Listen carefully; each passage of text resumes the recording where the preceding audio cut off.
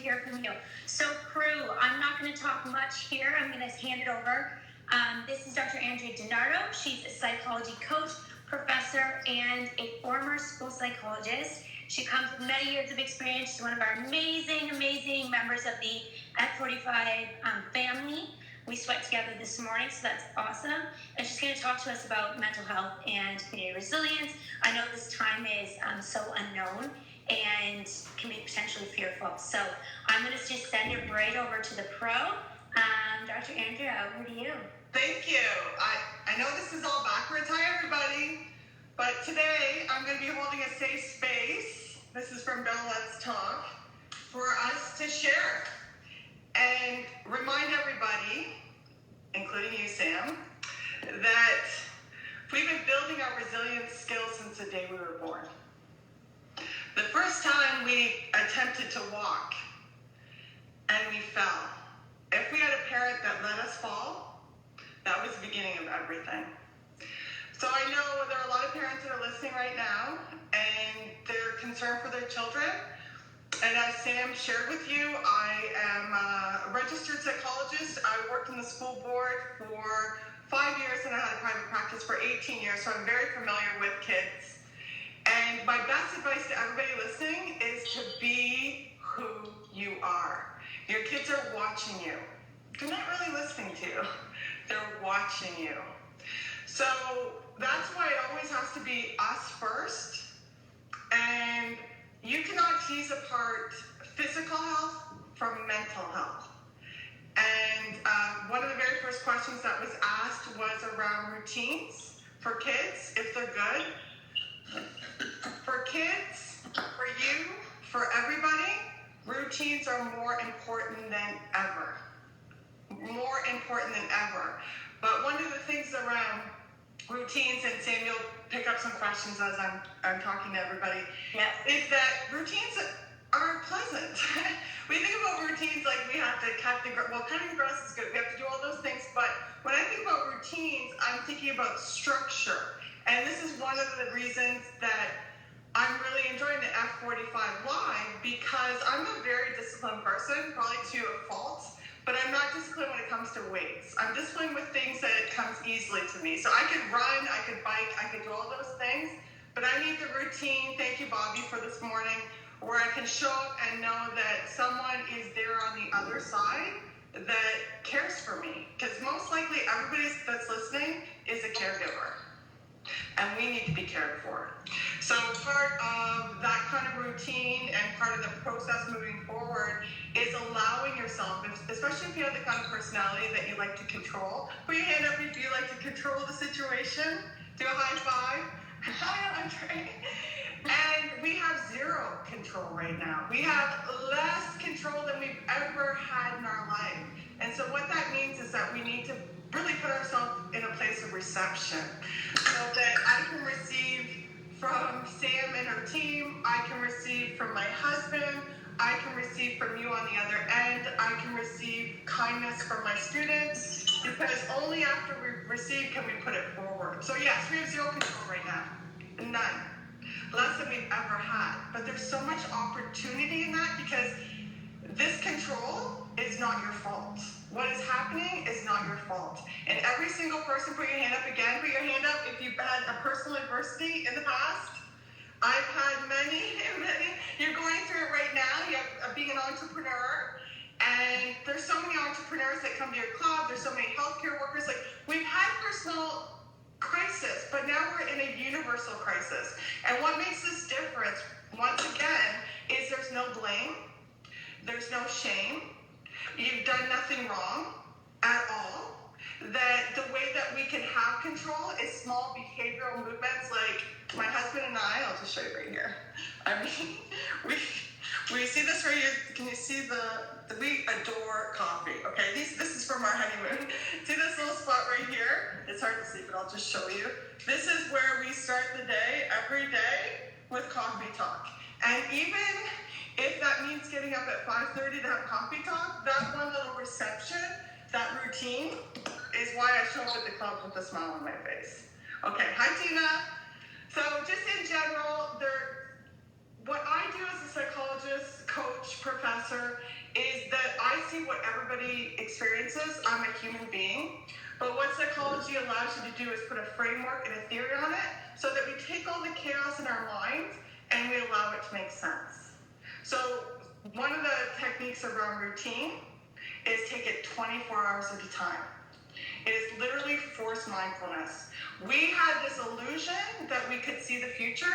We've never been able to see the future. But now we know we can't see the future.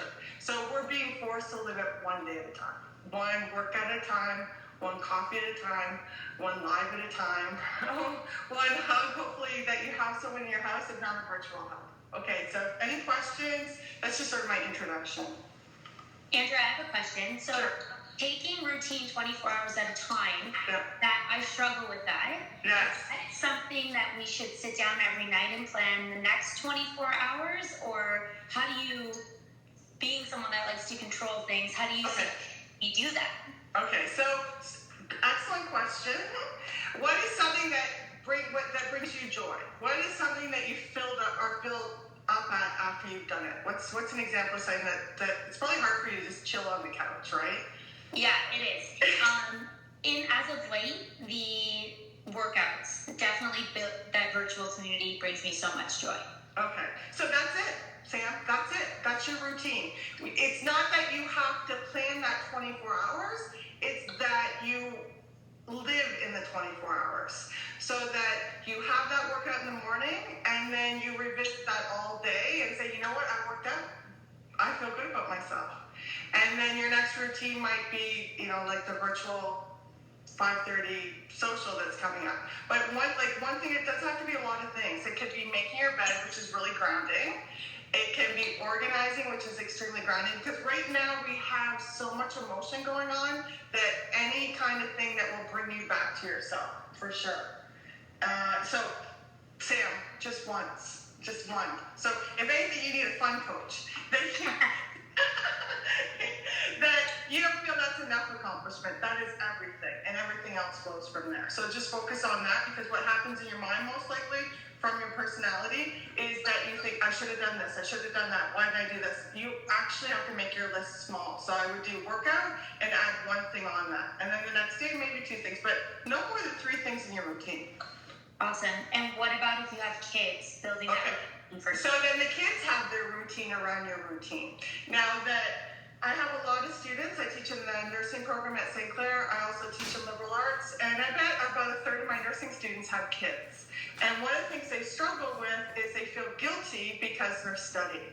And what I say to them, and I say to all the listeners right here, is that once again, they're watching you. So it's really important that sort of the parents understand that, for example, your routine is working out, then they get to pick a routine. So choice is really important too. So maybe during that time, what's the one thing that they enjoy doing, coloring or whatever it is. So for every routine that you pick for yourself, give them 3 options to pick for them.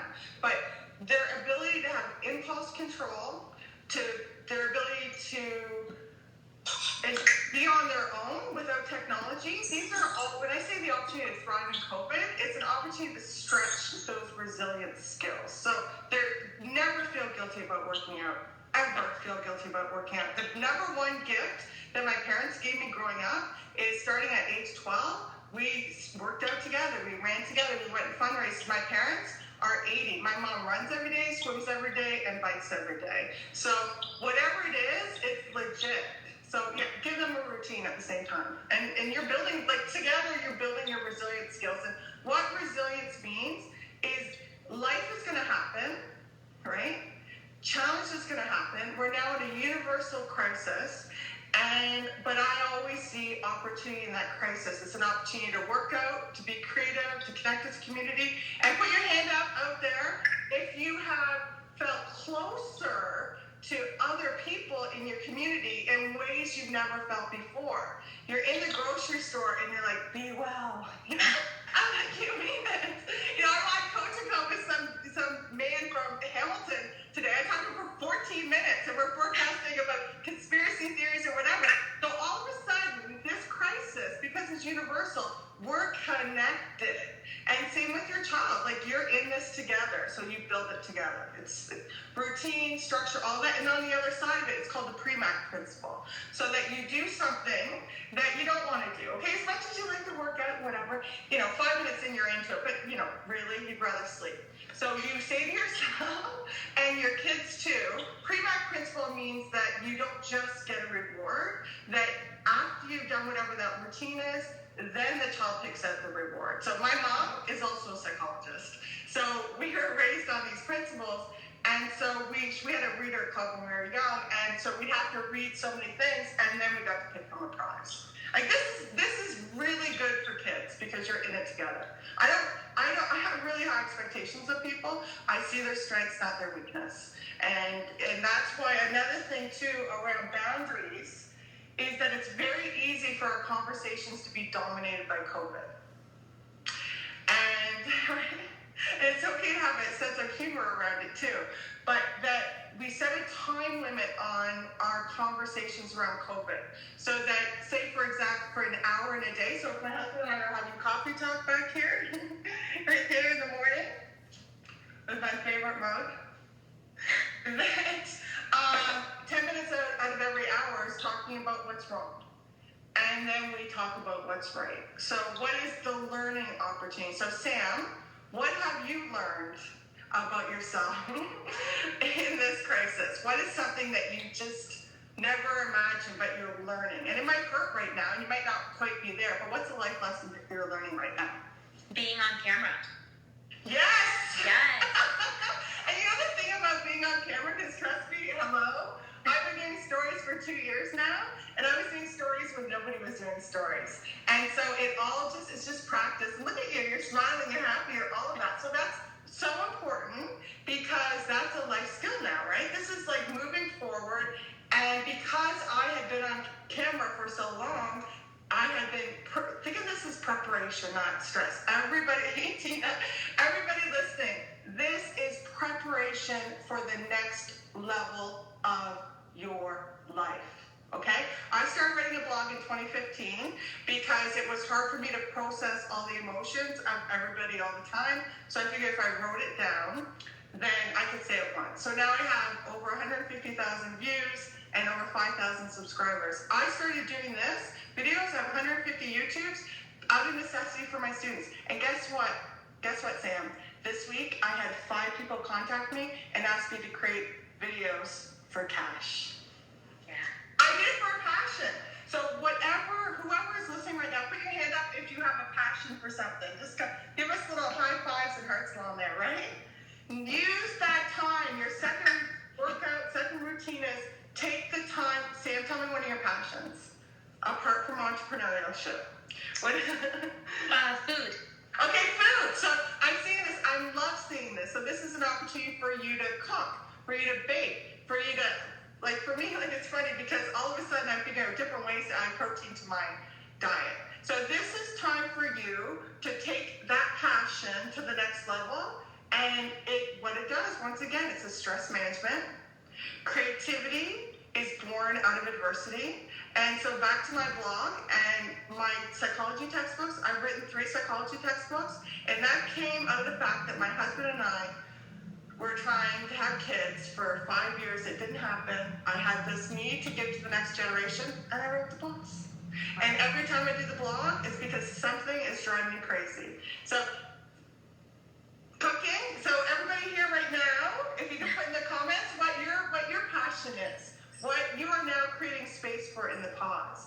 And that could be, the first one is your health routine, the second one is your passion routine, and your third one is your chillax routine. So Tina, what's your passion? What do you have more time to do? Selena, what do you have more time to do? Model building, love it. And who else did I see on there? Andre, how much extra time do you have to create music? What are some other ways that we can, calligraphy, Jessie, I love that. And while you're doing that and crocheting, what you're doing is you're being in the moment.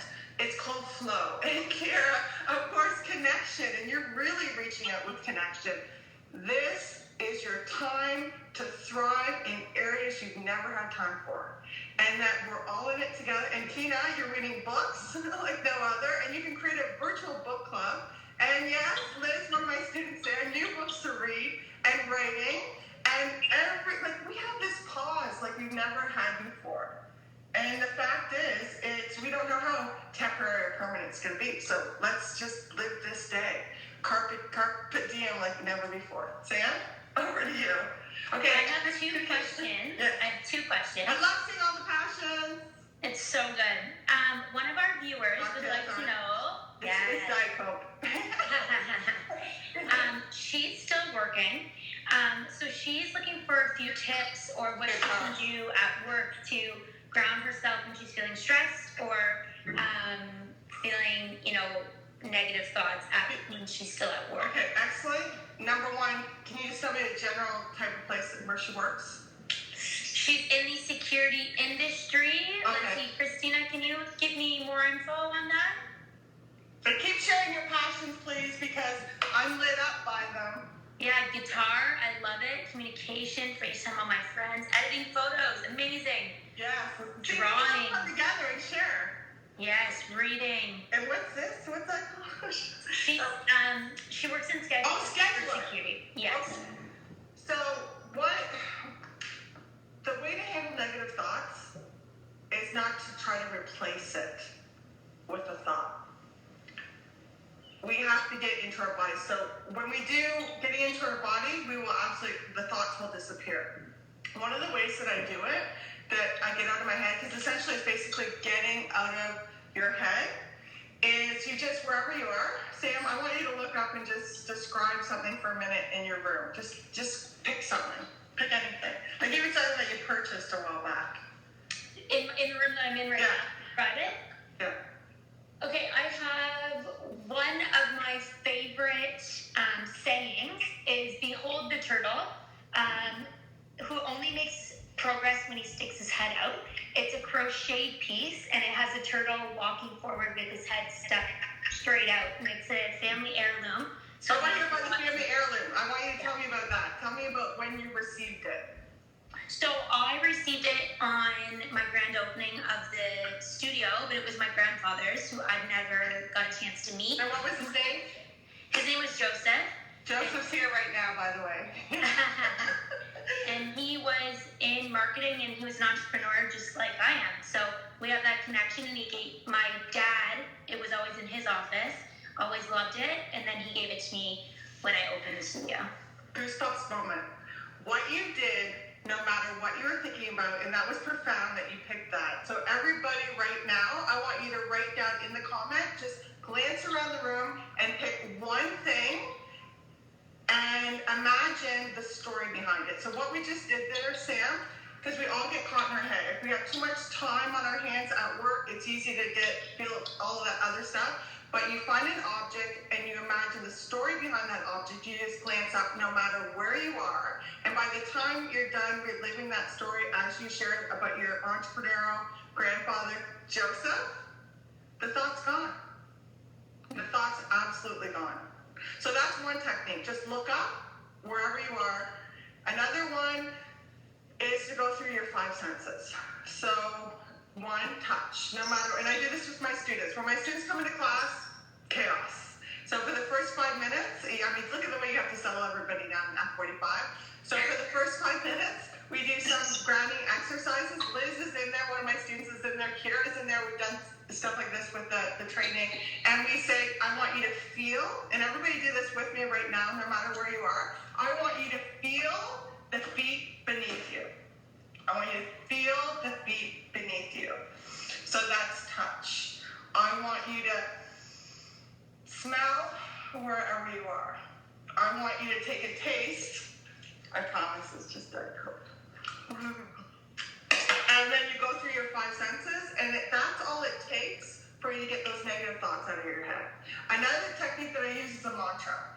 I can be ridiculously goofy about it.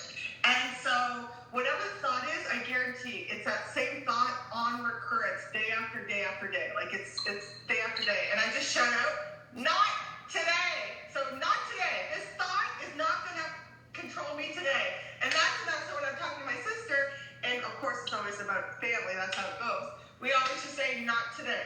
So those are three different ways. It's really about the fact that when that happens, it's that unconscious tape of trauma, of past, and all of those things. It's essentially your 8-year-old self, my 6-year-old self, Diane's 2-year-old self, whatever it is, and we allow that child inside unconsciously to take over. And Sam, this is the next way of doing it, is I want you to write down, everybody right here, just put one comment in here. What is the biggest adversity that you've ever overcome before today? Yeah. So when I'm having a bad day, Sam, so you can write it down, you can put it in there, is that I go dark. So I think of the worst day I've ever had in my life. And even compared to this, it's no comparison. So you think of the worst day that you've ever gone through, and look at where you are now. So that when we have major stress, panic, trauma, what happens is it's like amnesia. We forget everything we've ever been through. You were built for this moment. You're going to overcome this moment. You've been through worse. I mean, think about everything that it took you, for example, to build your business. Andre, Sam, Tina, DB, all of you out there. I think about my students who are on the other side of this too. They have come through so much. So this is another thing around it. We have this FOMO that we don't have to worry about what everybody else is doing because we're all doing basically nothing. But we have this FOMO that other people are handling it better than us. Okay? So I show up, positive psychology, all of that.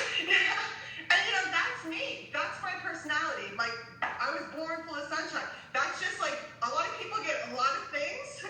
That's my personality. But Sam, as I tell you that, I have what's called an agreeable.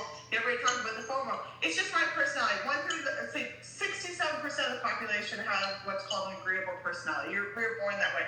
But you still have to work at it. What you eat, sleep, all that kind of stuff. Do not compare yourself to me. Liz, you're 18 years old. I'm 50. So because I'm 50, I have perspective.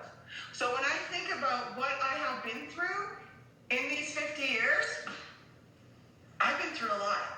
And I'm proud of every trauma, adversity, difficulty. So my job at work and here is to talk about post-traumatic growth, not post-traumatic stress disorder. So that, don't compare yourself to me. And I called my parents, like when I got home from Florida, and I started crying, and I couldn't believe it because we're in the thick of it. My dad's like, Andrea, chill. Because he's got 8 years, he's got 80 years of reference. So he can give me reference. Sam, I can give you reference. You can give a 15-year-old reference. And so also, I'm in a very different place. I don't have kids. I didn't have the blessing of kids. But on the other side of it, I don't have kids, right? So you can't compare that. The other thing is my husband and I, like, let's be honest, I'm going to be really clear. My husband's an accountant. We've been living on one salary since the day we met. Because we've always been like, he's my opposite. We've always anticipating everything falling apart so that when it does, we're going to be okay. So for those of you right now not in those good spots, then this is your opportunity to learn that hard lesson, because you're not going to listen to me. You're not going to listen to your mom. You're not going to listen to Sam. I'm where I am now because at Sam's age, I went through my hardship. I went through my adversity. I learned the hard way. So a lot of people right now might be having double adversity. So they can have the COVID with the money, with everything on top of that. But don't compare yourself to me.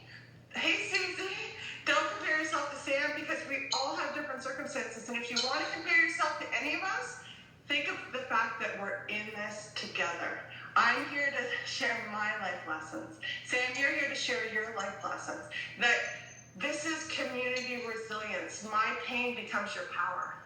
Your pain becomes somebody else's power. Right? Awesome. All right, do we have time for one more question? Oh yeah, go, yeah. Okay. So, back to being a mom, and now being a mom and a teacher and a friend and everything. There's this notion from, I'm just trying to find it. No, go ahead, please. It's hard for me to see, yeah.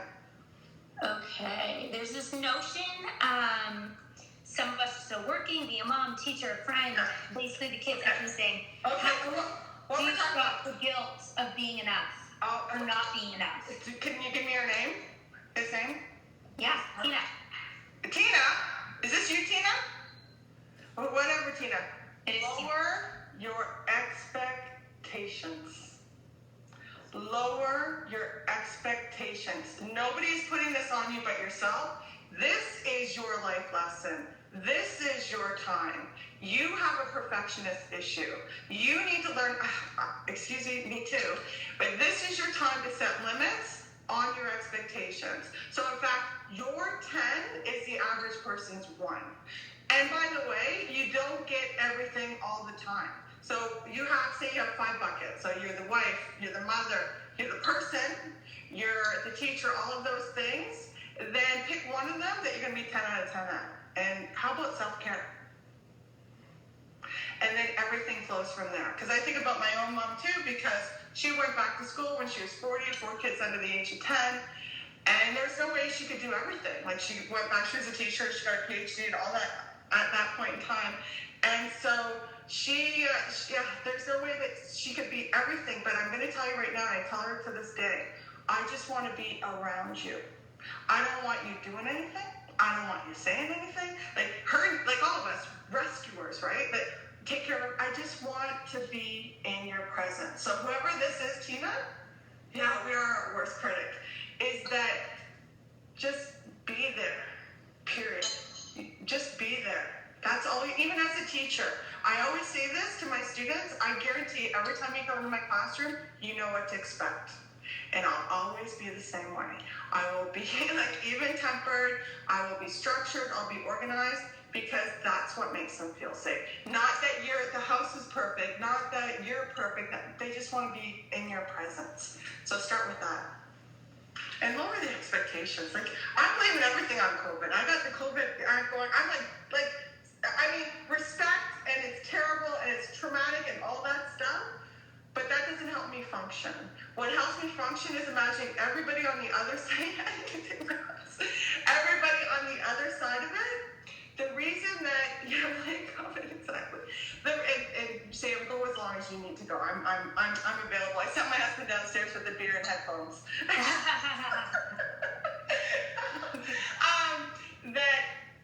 Okay, what's my point? That's what happens in class. What is my point? I can't even remember what my point was. But we're in this together. Like, seriously. Like, this is a time for us to be ourselves. And ourselves is not perfect. Perfect's underrated, overrated, whatever. Okay. Questions. I think we got a lot of the questions. If you guys have questions for Dr. Andrea Dinardo, throw them in the comments here. They're looking at your microwave, and it looks very. Oh, by the way, guys, I'll take you on a little tour. Okay, see these appliances right here? Tina's husband put these in. Okay, we built this house about 3 or 4 years ago. We're neighbors with Tina. So yeah, that's our kitchen, and that's it. And this is the rest of the house right here too. So good. Yeah. Okay, let's see. Any other questions come in? Susie, how are you handling things in London? Oh, how crucial are schedules? Okay, so this would be my answer, and everybody can have their own answer for it. What I do is I treat it like the weekend's the weekend, and the weekdays are the weekdays, okay? So, for example, my brother, who's retired, he loves wine. And if it were up to him, he could drink wine 7 days a week. But he doesn't drink on school, right? But for him, he doesn't drink on school nights. That's his way of sort of keeping some kind of structure. So that during the week that you get up, you have your breakfast, the kids, whatever it is, keep a structure during the week, but also enjoy the idea that you have a little bit more flexibility around that. So we don't feel in control. So I just want to add here that I did a TED Talk called Thriving Under Pressure. So you can look up Thriving Under Pressure, and it takes you through all these steps. One is control. A thriver, the difference between a thriver and what we call a diver is knowing when to let certain things go and what you're in charge of. So we're not in charge of COVID, but routines can actually give you a sense of control. But that said, especially with kids, you're reading the questions for me, please. Help them choose what it looks like. So even yourself. So for example, even with F45, like when the studio closed, I needed about 2 or 3 weeks to just do my own thing. And then I realized I needed it. So maybe it's a 3-day week and a 4-day weekend. Like just sort of spice it up a little bit. But routine's important, but make it more flexible. So for my husband's work, back at work is where he works, it's essential for him. But we were home together and we were working together and we would meet for coffee, stuff like that. So routines, but have choice and structure, but you certainly can bend it. So just like that mom that was trying to do too much, you can certainly bend it. Okay, yes, I like somebody said about being gentle with yourself. That's so important right now that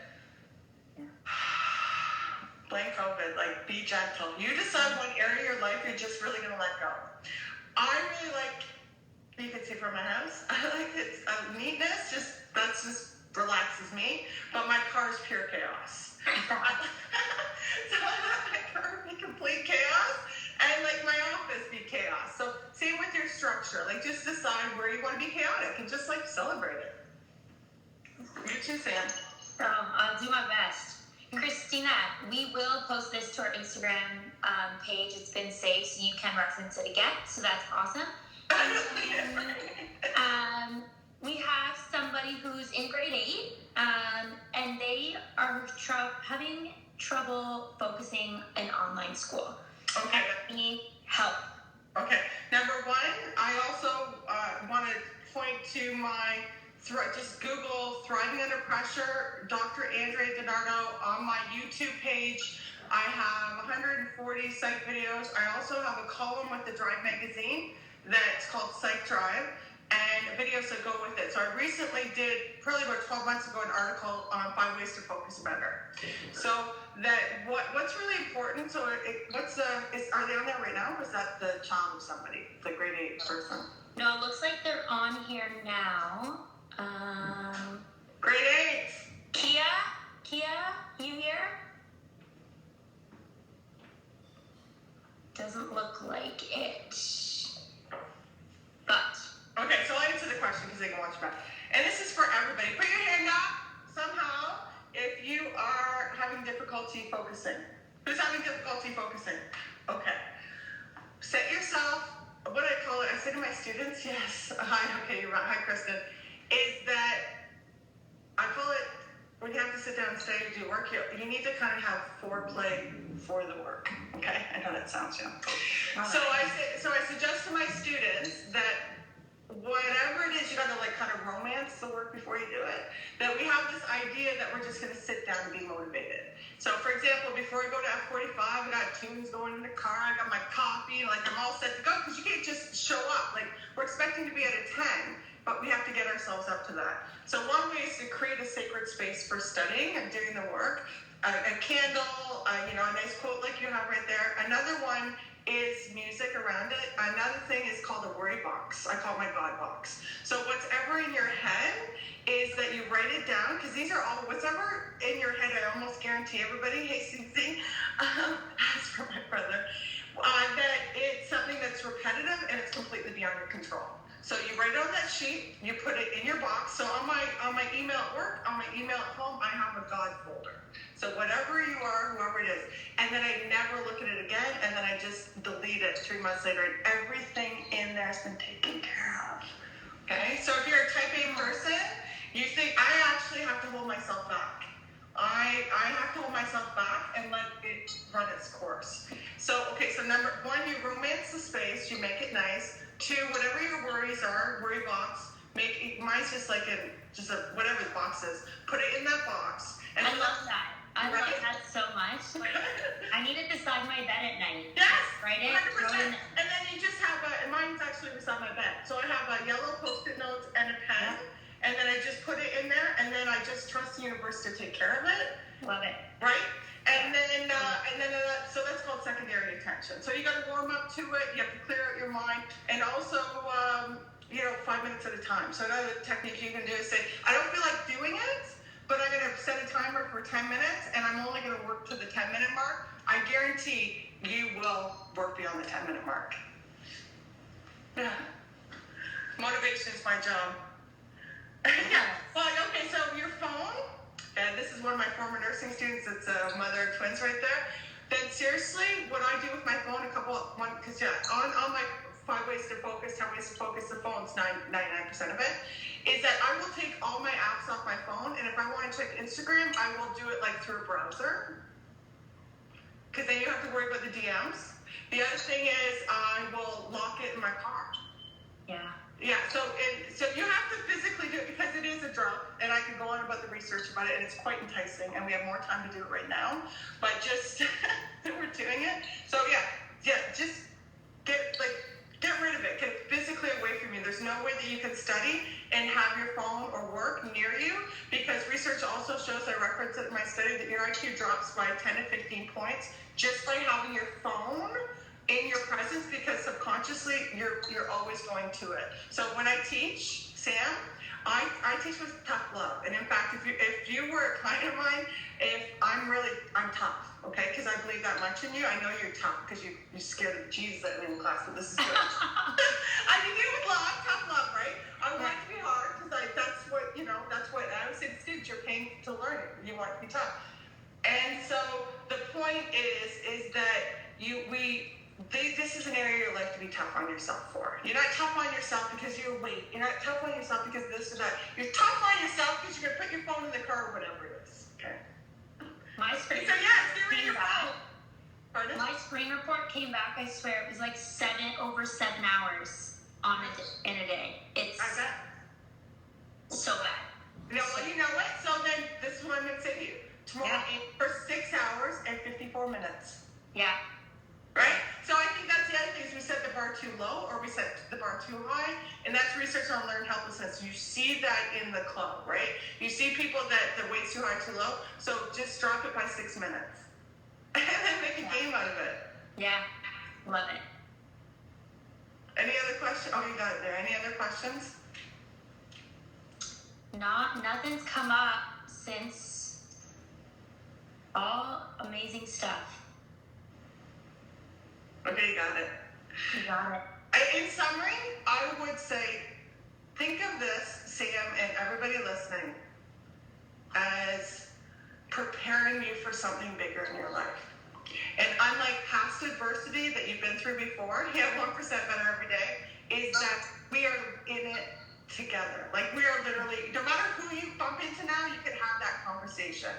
And equally, just like your phone, limit the conversation to 10% out of every hour. And so when you're saying you're struggling to live within the 24-hour period, then live in your cooking, live in your workout, live in the incredible relationships and then emails and the notes that you send to everybody. So embody the moment. Don't time travel. Don't travel back or forward, because it's dangerous, and think of it like time travel. So you look up and you see this incredible quote from your ancestor Joseph, who's with you right here, right now. And I guarantee you, if you talk to your family about him, what he needed to do to build his business was this. And all of us are being asked to step up to the next level of our life together. Mm-hmm. And it's incredible. And of course, I don't deny the pain, the death, and all of that, but the crisis is loud and obvious. The solutions are quiet. And that's why we have to take that time to just cook, create videos. Yeah, love it. Well, I got so much out of this. Good. Thank you. This was fantastic. Thank you. Everyone else did too. And yeah, that's anything else coming in. We have all the love, all the hearts. Thank you. And remember, this community is forever. As I say to my students too, and anybody who showed up here, please reach out, because I will send you links to the videos, the articles, all of that. That's what gives me fuel. And the same way that when you bake and cook and all that, you want to give it away. For me, when I give that, all the work that I've done away, it fills me up. It's not depleted. That is something that fills me up. Thanks, Sarah. Good to see you. Yes, solutions are quiet. That's why we have to hold a safe space. You know, Let's Talk is every single day. DB, Bell Let's Talk is every single day. So we hold it for ourselves, we hold it for each other, and I've never felt closer, and I'm so grateful, Sam, that I walked into that studio. You know, I romanced that studio for about like 9, talk about romancing the space. I probably dropped by 4 times before I even did it, and then Kyle signed me up in the moment, and like 2 minutes into it, thank you. Well, Thank you for holding the space for us, Sam, No and problem. everybody. Thank you. All right, Andrea, you have a great night. Thank I'll see you you so later. much. We will Thank you. see you tomorrow. I look forward to it. And everybody else, feel free to reach out. I have resources. I want to share them. That's what they're for. We appreciate it. Bye. All right, bye.